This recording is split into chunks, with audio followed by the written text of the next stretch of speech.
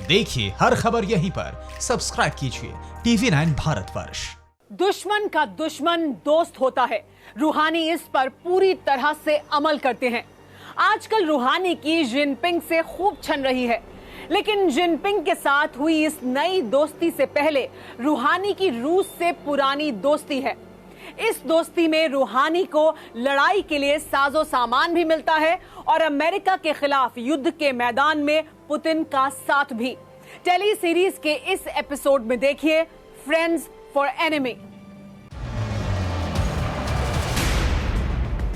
ये फारस की खाड़ी है, ये मध्य पूर्व का साउथ चाइना सी है। यहां अमेरिका और चीन की अदावत है तो फारस की खाड़ी में ईरान और अमेरिका की। इस तस्वीर को देखिए। कुछ दिनों पहले फारस की खाड़ी में एक अमेरिकी वॉरशिप को ईरान के कोस्ट गार्ड ने रोक दिया। इसके बाद अमेरिकी नेवी और ईरान के कोस्ट गार्ड में झड़प हुई। मामला तो शांत हो गया, लेकिन सवाल ये उठा कि आखिर अमेरिका से टक्कर लेने के ईरानी इरादे को हवा कौन देता है। इसे समझने के लिए पहले अफगानिस्तान चलिए। अफगानिस्तान में तालिबान से लड़ते लड़ते पस्त हो चुकी अमेरिकी सेना वहां से निकलना चाहती है, लेकिन अमेरिकी सीक्रेट सर्विस की एक रिपोर्ट ने राष्ट्रपति डोनाल्ड ट्रंप के कान खड़े कर दिए। सीक्रेट रिपोर्ट के मुताबिक आत्मघाती धमाके में अमेरिकी सैनिकों की हत्या के लिए रूस ने तालिबान को मोटी रकम अदा की है। दरअसल पर्दे के पीछे से रूस और उसके पीछे ईरान कोई ऐसा मौका नहीं छोड़ते जिससे अमेरिका को नुकसान हो। सबसे अच्छी मिसाल इराक है।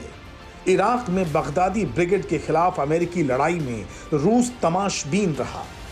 फिर इराक से आईएस के सफाए के बाद मौजूदा सरकार से रूस की मिलीभगत हो गई। रूस के साथ साथ ईरान भी इराक की मौजूदा सरकार के साथ खड़ा हो गया। इस तरह इराक के कारण खाड़ी युद्ध छेड़ने वाला अमेरिका अब बेमतलब हो चुका है। इसी तरह सीरिया से लेकर लीबिया तक रूहानी ने रूस से मिलकर अमेरिका को आउट ऑफ रेस कर दिया है। लीबिया में रूसी कॉम्बैट एयरक्राफ्ट विद्रोहियों की मदद कर रही है, जिसके खिलाफ संयुक्त राष्ट्र की सेना खड़ी है।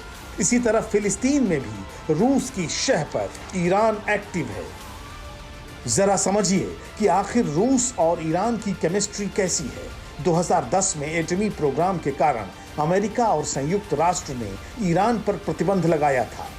इस प्रतिबंध के बाद पुतिन और रूहानी की दोस्ती और गहरी होती गई।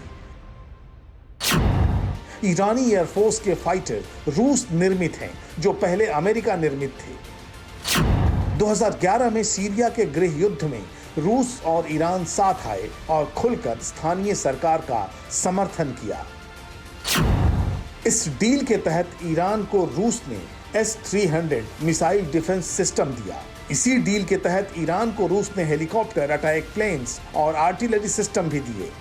दरअसल यूरोपियन यूनियन और अमेरिका यूक्रेन के मुद्दे पर रूस की घेराबंदी करते हैं, तो व्लादिमीर पुतिन ईरान के साथ मिलकर अमेरिका और सहयोगी देशों की। दुनिया की बिसात पर यह सांप सीढ़ी का खेल 2015 से जारी है, जिसमें अब रूस और ईरान के साथ साथ चीन भी शामिल हो चुका है। हिंद महासागर के ओमान की खाड़ी में रूस, चीन और ईरान संयुक्त युद्धाभ्यास करके अमेरिका को इसका ट्रेलर भी दिखा चुके हैं। दरअसल परमाणु कार्यक्रम के कारण जब 2018 में अमेरिका ने ईरान पर आर्थिक प्रतिबंध लगाया, तो रूस ने सबसे बड़ा तेल खरीदार बनकर रूहानी की आर्थिक मदद की।